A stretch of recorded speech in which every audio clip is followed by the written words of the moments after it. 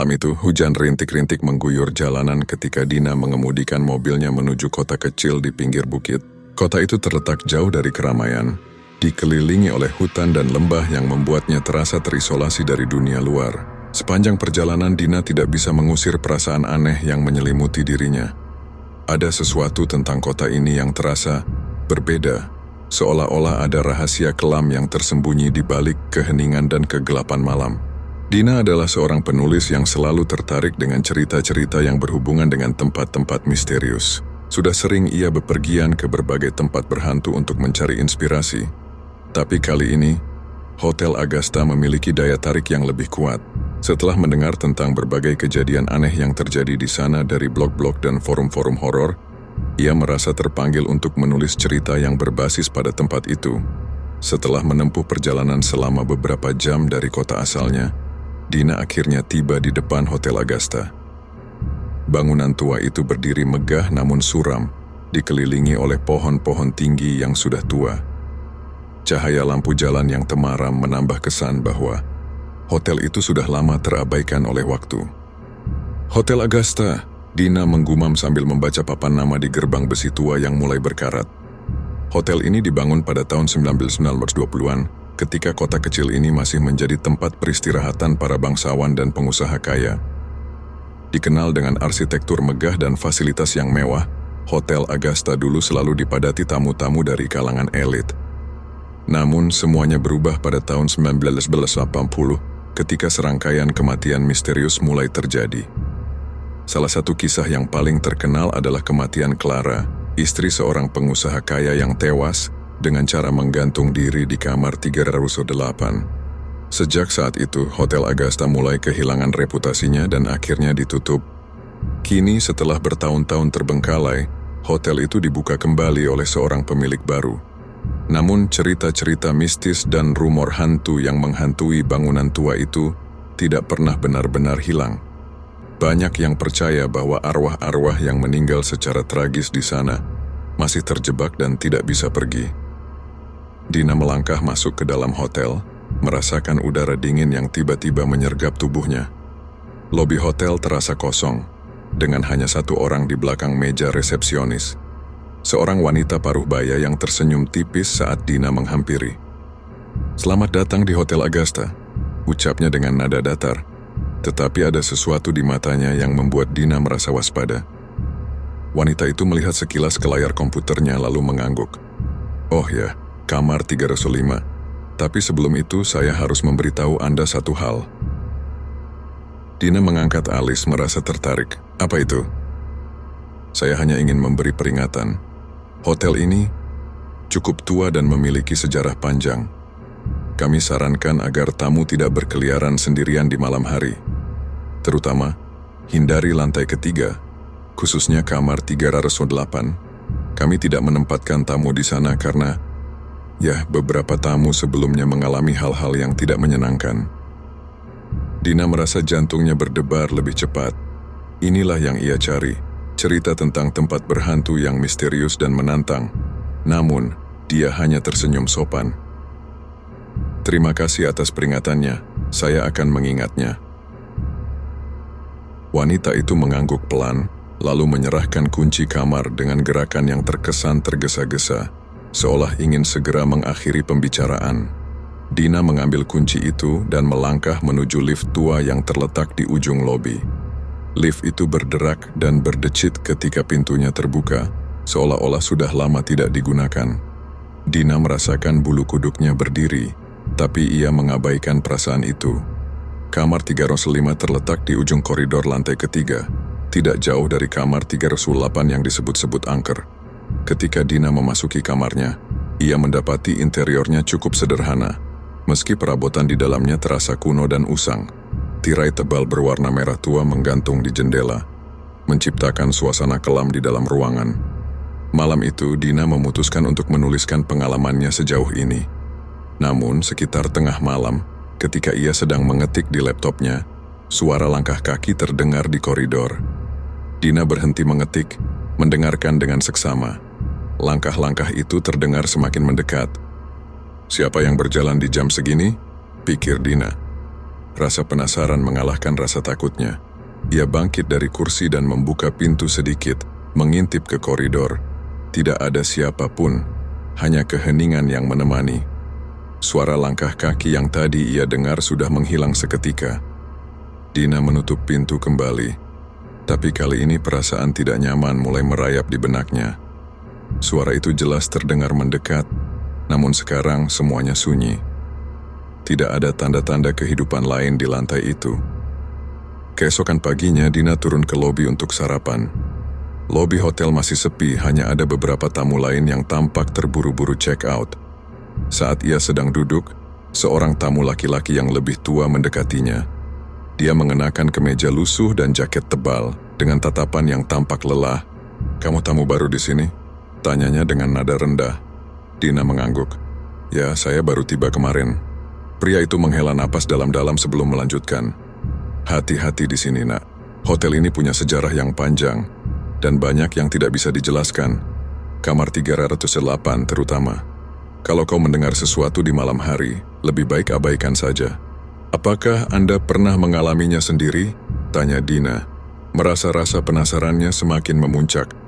Pria itu tampak enggan menjawab, tetapi akhirnya mengangguk. "Ya, suatu malam saya menginap di kamar 308, tapi sejak itu, hidup saya tidak pernah sama lagi. Percayalah, lebih baik kau tidak mencari tahu terlalu banyak." Setelah berbicara, pria itu bangkit dan pergi, meninggalkan Dina dengan lebih banyak pertanyaan daripada jawaban. Ia tahu bahwa ada sesuatu yang lebih besar di balik cerita-cerita ini, dan tekadnya untuk menggali kebenaran semakin kuat.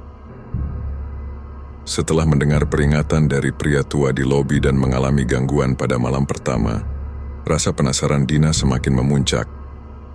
Dia tahu ada sesuatu yang tidak wajar tentang hotel ini, terutama tentang kamar 308. Suara langkah kaki misterius yang ia dengar, serta peringatan yang diberikan oleh resepsionis dan tamu lain, membuatnya ingin tahu lebih dalam. Dina memutuskan untuk memulai penyelidikannya dari sumber-sumber yang tersedia. Sebagai penulis, ia sudah terbiasa mencari informasi dari berbagai tempat. Keesokan harinya, ia pergi ke pusat kota untuk bertanya-tanya tentang Hotel Agasta kepada penduduk setempat. Di sebuah warung kopi kecil, Dina duduk dan memesan secangkir teh hangat. Suasana di dalam kafe itu tenang, hanya ada beberapa orang tua yang duduk sambil berbincang pelan. Dina memulai percakapan dengan pemilik warung, seorang wanita tua bernama Bu Siti. "Bu, saya dengar banyak cerita aneh tentang Hotel Agasta. Apa ibu tahu sesuatu tentang hotel itu?" tanya Dina dengan hati-hati. Mata Bu Siti sedikit menyipit saat mendengar pertanyaan itu. Hotel itu sudah lama sekali dibiarkan kosong sebelum dibuka kembali beberapa tahun lalu. Ada banyak cerita yang beredar, tapi orang-orang di sini tidak suka membicarakannya. "Kenapa begitu?" Dina mendesak. Bu Siti menghela napas panjang. "Orang-orang percaya bahwa tempat itu terkutuk. Banyak yang percaya kalau arwah orang-orang yang meninggal di sana tidak pernah pergi. Terutama, ada satu cerita yang paling sering dibicarakan, tentang seorang wanita yang mati bunuh diri di kamar 308. Dina merasa jantungnya berdetak lebih cepat. "Siapa wanita itu?" "Namanya Clara," kata Bu Siti pelan. "Dia istri dari salah satu tamu penting di hotel itu. Suaminya meninggal secara misterius di sana, dan beberapa hari kemudian, Clara ditemukan gantung diri di kamar 308. Sejak saat itu, banyak yang bilang mereka melihat penampakannya di koridor hotel." "Apakah ada yang tahu kenapa dia bunuh diri?" tanya Dina semakin tertarik dengan kisah ini. "Tidak ada yang tahu pasti," jawab Bu Siti. "Tapi banyak yang percaya kalau dia tidak hanya bunuh diri karena kesedihan. Ada yang bilang kalau ada sesuatu di kamar 308 yang membuat orang kehilangan akal." Setelah berbicara dengan Bu Siti, Dina kembali ke hotel dan memutuskan untuk mencari lebih banyak informasi tentang Clara dan kematian misterius di hotel itu. Dia pergi ke perpustakaan kota dan mulai mencari arsip-arsip lama tentang Hotel Agasta. Setelah beberapa jam mencari, dia menemukan artikel koran tahun 1980 yang melaporkan tentang kematian Clara. Artikel itu menyebutkan bahwa suaminya, Adrian, seorang pengusaha kaya, meninggal secara mendadak di hotel tersebut. Polisi tidak bisa menemukan penyebab pasti kematiannya, tetapi tidak ada tanda-tanda kekerasan. Beberapa hari setelah kematian Adrian, Clara ditemukan tewas di kamar yang sama. Tubuhnya tergantung di langit-langit kamar 308 dan surat bunuh diri ditemukan di dekatnya. Namun, isi surat itu tidak pernah dipublikasikan dan kasusnya tetap menjadi misteri hingga sekarang. Dina merasa ada sesuatu yang tidak beres. Kematian yang beruntun ini terlalu aneh untuk dianggap kebetulan. Dia mulai menduga bahwa ada kekuatan lain yang bekerja di balik kematian Clara dan suaminya. Malam itu setelah kembali dari perpustakaan, Dina merasa semakin tidak nyaman berada di Hotel Agasta. Namun rasa ingin tahunya semakin besar. Dia memutuskan untuk berbicara dengan lebih banyak orang di hotel yang mungkin mengetahui sesuatu. Saat berjalan-jalan di lobi hotel, Dina bertemu dengan seorang pria tua yang sedang membersihkan lantai. Pria itu tampak akrab dengan hotel, seolah-olah sudah lama bekerja di sana. Dina menghampirinya dan memperkenalkan diri. "Permisi, Pak. Saya Dina, tamu di sini. Saya sedang menulis tentang hotel ini, dan saya penasaran dengan sejarahnya.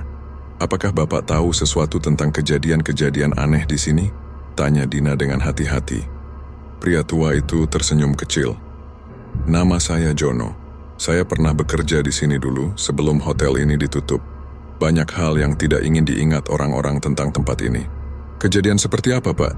Dina semakin tertarik. Pak Jono terdiam sejenak, seolah ragu untuk bercerita. Akhirnya, dia menghela napas dan berkata, "Hotel ini bukan tempat biasa. Ketika dibangun, pemiliknya dulu melakukan sesuatu yang tidak seharusnya. Dia mencoba menarik tamu-tamu kaya dengan cara yang tidak wajar. Ada ritual-ritual gelap yang dilakukan di ruang bawah tanah hotel ini. Dan sejak saat itu, hotel ini selalu punya aura yang gelap." "Ritual gelap maksud Bapak apa?" Dina menatap Pak Jono dengan penuh rasa penasaran. "Ritual yang melibatkan darah dan pengorbanan," jawab Pak Jono dengan nada rendah. "Ada kekuatan yang dipanggil, tapi mereka tidak bisa mengendalikannya. Itu sebabnya banyak kejadian aneh terjadi di sini, terutama di kamar 308. Saya sarankan, jangan pernah mendekati kamar itu." Dina merasakan hawa dingin menyelimuti dirinya saat mendengar cerita Pak Jono. Ritual gelap, pengorbanan, apa yang sebenarnya terjadi di hotel ini? Setelah percakapan dengan Pak Jono, Dina kembali ke kamarnya dengan perasaan campur aduk. Dia tahu ada sesuatu yang sangat salah dengan hotel ini, tapi semakin banyak dia tahu, semakin besar bahaya yang dia rasakan. Malam itu, gangguan mulai terasa lebih intens. Pintu kamar Dina terdengar berderit pelan, meskipun dia yakin telah menguncinya rapat-rapat. Suara langkah kaki kembali terdengar, kali ini lebih jelas dan lebih mendekat. Saat Dina berbaring di tempat tidur, tiba-tiba ada suara berbisik di telinganya, sangat dekat. "Dina, keluar dari sini." Dina tersentak dan duduk tegak, jantungnya berdegup kencang. Tidak ada siapapun di kamar. Namun hawa dingin yang mengerikan menyelimuti ruangan, membuat Dina merinding. Ini bukan lagi hanya suara atau gangguan kecil. Sesuatu sedang mencoba mengusirnya. Malam kedua Dina di Hotel Agasta tidak lebih baik dari sebelumnya. Setelah mendengar suara berbisik yang mengusirnya di malam sebelumnya, Dina merasa jantungnya terus berdebar saat matahari mulai terbenam. Suasana hotel semakin mencekam. Lampu-lampu di koridor terasa lebih redup, dan setiap langkah yang diambil Dina terdengar bergema di dinding-dinding hotel yang tua. Sekitar tengah malam, Dina mendengar suara ketukan dari arah kamar sebelah, kamar 308. Ketukan itu berirama 3 kali, seolah ada seseorang di dalam yang berusaha menarik perhatian. Dina meneguk ludah, hatinya berdebar kencang. Dia tahu tidak ada tamu yang ditempatkan di kamar itu. Resepsionis jelas mengatakan bahwa kamar tersebut dibiarkan kosong karena kejadian-kejadian aneh. Dengan gemetar, Dina mendekati pintu kamarnya dan mencoba mengintip melalui lubang intip. Saat dia melihat keluar, lorong tampak kosong. Namun ketika dia memfokuskan pandangannya ke arah pintu kamar 308, dia melihat sesuatu yang membuatnya terkejut. Ada seorang wanita berdiri di depan pintu kamar 308. Rambutnya panjang, acak-acakan, dan menutupi sebagian besar wajahnya. Pakaian yang dikenakannya tampak usang. seperti gaun malam kuno berwarna putih pudar. Dina menahan napas saat menyadari bahwa wanita itu menatap lurus ke arahnya, meskipun wajahnya tidak terlihat jelas. Dina terdiam, tidak bisa bergerak. Wanita itu tetap berdiri di sana, tidak bergerak. Tapi ada sesuatu tentang kehadirannya yang membuat hawa dingin menyeruak ke dalam ruangan Dina, seperti arwah yang menolak pergi. Tiba-tiba, lampu di lorong mulai berkedip-kedip. Wanita itu menghilang sekejap, namun suaranya, pelan dan melengking, terdengar di telinga Dina. "Jangan masuk ke kamar itu.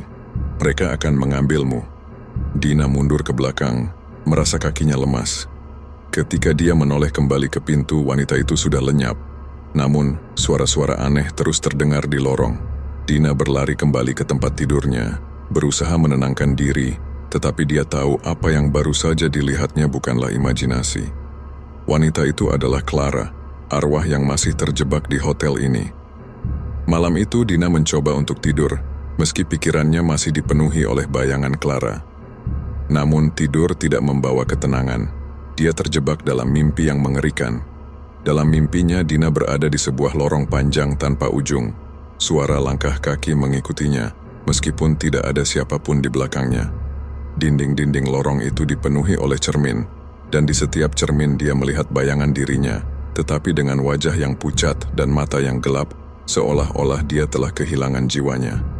Saat Dina mencoba berlari, pintu di ujung lorong terbuka, dan dia bisa melihat kamar 308 di baliknya. Di dalam kamar itu, Clara berdiri di tengah ruangan.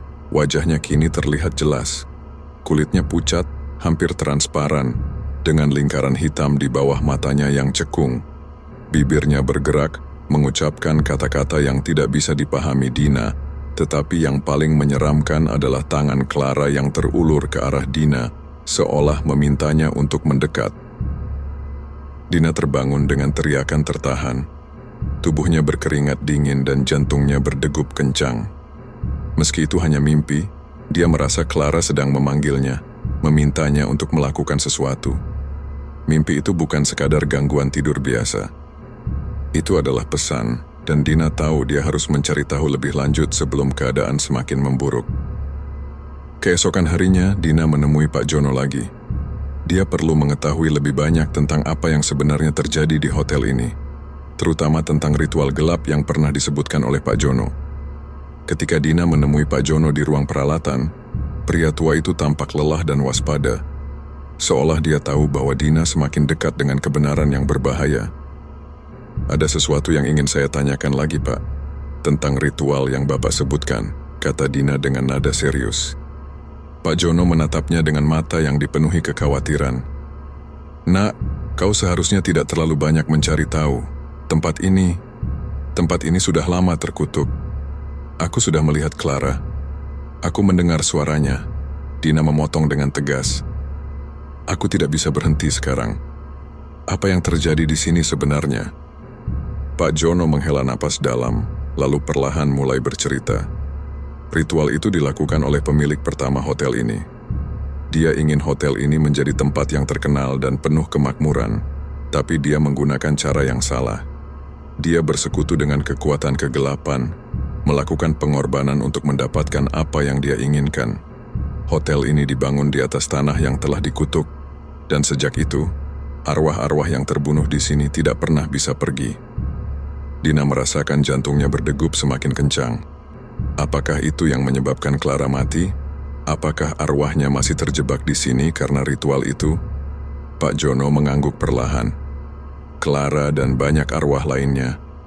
Mereka tidak bisa pergi karena sesuatu di dalam hotel ini menahan mereka.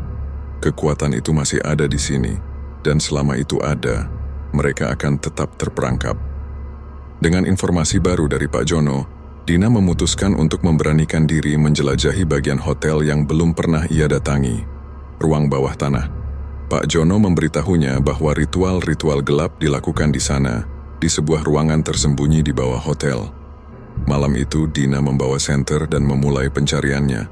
Tangga menuju ruang bawah tanah terletak di ujung koridor yang gelap dan jarang dilewati tamu. Tangga kayu tua berderit di setiap langkah yang ia ambil, dan hawa dingin semakin terasa ketika ia semakin dalam turun.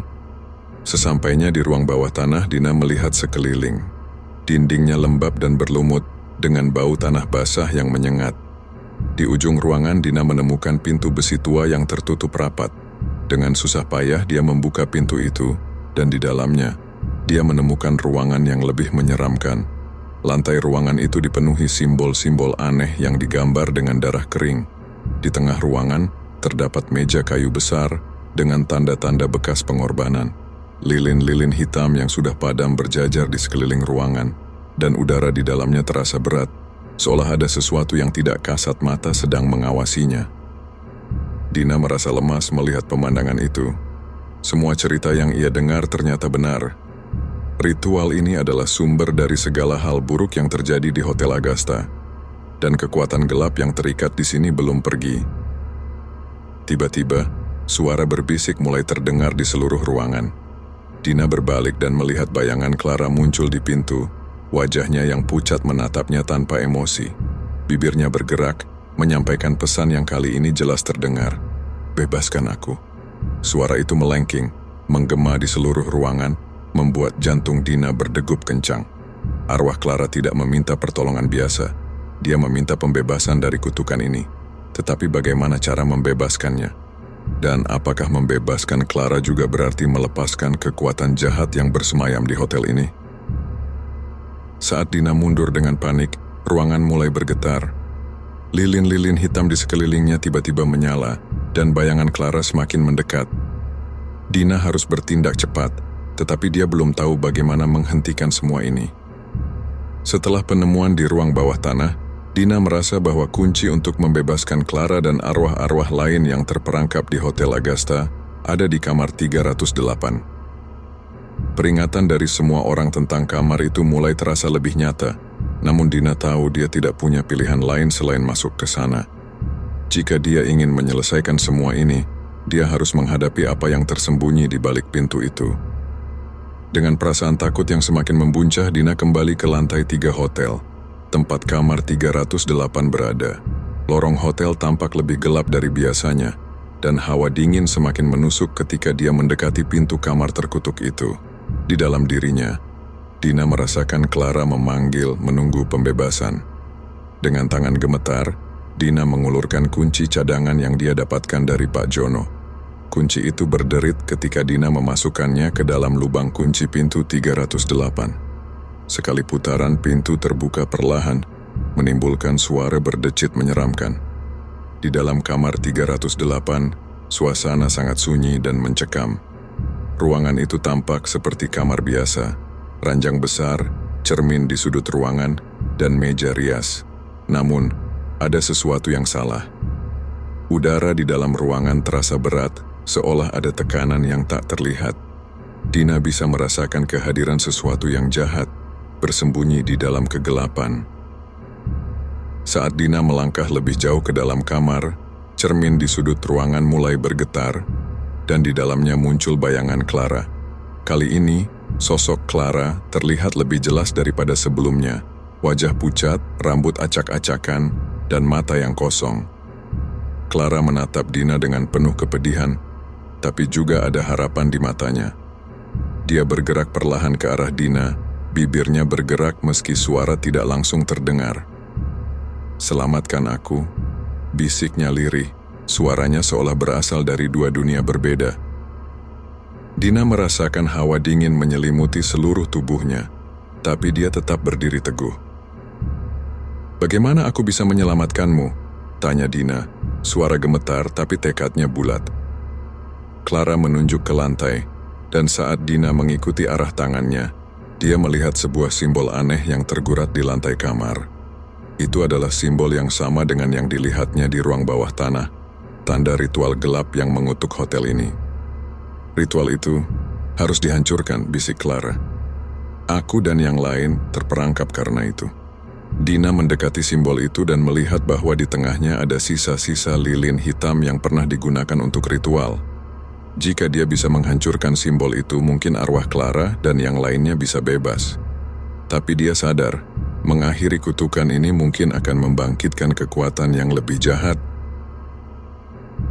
Dina menyadari bahwa satu-satunya cara untuk menghancurkan simbol itu adalah dengan melakukan tindakan ritual balasan. Namun, dia tidak tahu caranya. Dia memutuskan untuk kembali ke ruang bawah tanah, di mana dia menemukan buku tua yang dipenuhi instruksi ritual yang dilakukan oleh pemilik hotel dulu. Dalam buku itu, ada satu bagian yang menjelaskan cara menghancurkan ritual gelap dengan menggunakan lilin suci dan air dari sumber yang bersih, yang harus disebarkan di atas simbol yang telah digambar dengan darah. Dina tahu dia harus bertindak cepat sebelum kekuatan gelap itu bangkit sepenuhnya. Dengan lilin suci dan air bersih yang dia dapatkan dari kuil di dekat hotel, Dina kembali ke kamar 308. Saat dia mulai menuangkan air ke atas simbol itu, ruangan mulai bergetar.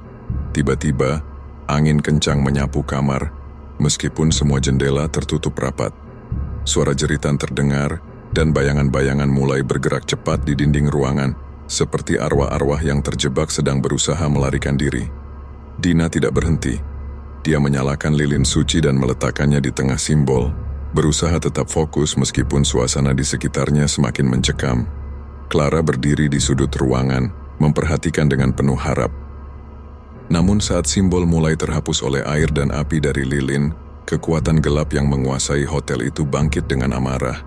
Lampu-lampu di kamar mulai berkedip, dan suara tawa jahat terdengar, bergema di seluruh ruangan. Dina merasa kekuatan besar mencoba menghentikannya. Sesuatu yang tidak terlihat menahan tangannya, mencegahnya menyelesaikan ritual.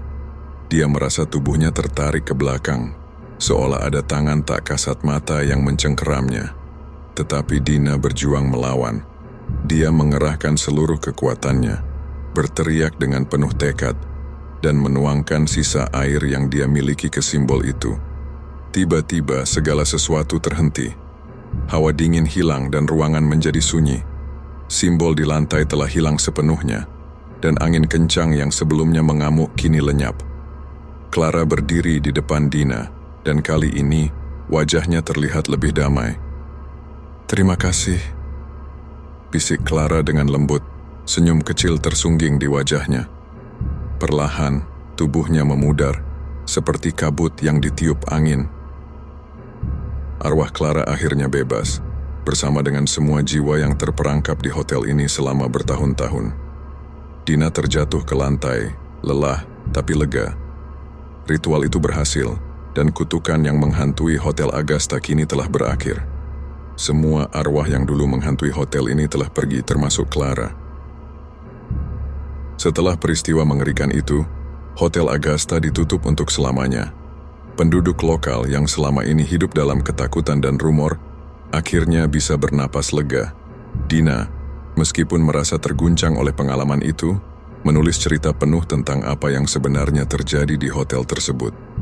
Cerita tentang Clara dan kutukan gelap Hotel Agasta menjadi salah satu karya terbesarnya, meskipun dia tahu bahwa tidak semua orang akan percaya pada apa yang telah dia alami. Malam terakhir di kota itu, Dina berdiri di depan gerbang Hotel Agasta yang kini sepi. Tidak ada lagi bisikan, tidak ada lagi suara langkah kaki misterius. Hotel itu sekarang hanyalah bangunan tua yang kosong, kehilangan semua kekuatan jahat yang pernah menguasainya. Dina tersenyum kecil mengingat Clara. Meski menyeramkan, dia merasa bersyukur telah membantu arwah wanita itu untuk menemukan kedamaian. Cerita mistis Hotel Agasta berakhir dengan pembebasan Clara dan arwah-arwah yang terperangkap di dalam hotel. Namun, Dina menyadari bahwa apa yang dia alami akan selalu menjadi bagian dari hidupnya. Pengalaman ini mengajarkannya bahwa dunia ini penuh dengan hal-hal yang tidak bisa dijelaskan oleh akal. Dan kadang-kadang, kita dipanggil untuk menyelesaikan hal-hal yang belum tuntas.